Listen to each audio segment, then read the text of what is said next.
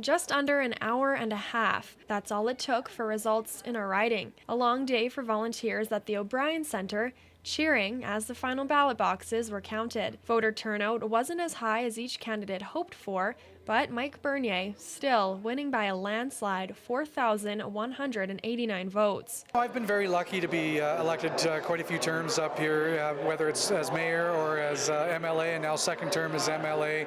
And I put my heart and soul into the great people in the South Peace in this community, and so I'm really honored that they've given me another 4 years to represent them in Victoria. So our riding, a Liberal one once again, Bernier says his first term was a learning curve, and this time around, he's going to take what he learned and listen to his constituents. I think the big part as the local MLA is to listen to the concerns and bring those forward to Victoria. We're pretty far away from Victoria, and you can't fix every problem, but the trick that I've found is to really look at a couple that you can work on and try to get that success across the finish line, and really listen to the concerns of the people in the area. In the last provincial election, Mike Bernier ran unopposed, and it almost looked like it would happen again this year, but the NDP found representation in our area through Stephanie Gowdy. I really want to thank everybody who went out and voted, and also thank Stephanie, who put her name forward to run for the NDP as well. I think that's an important part of democracy, to give people a choice. Gowdy based her platform on improving services in the area like health and childcare,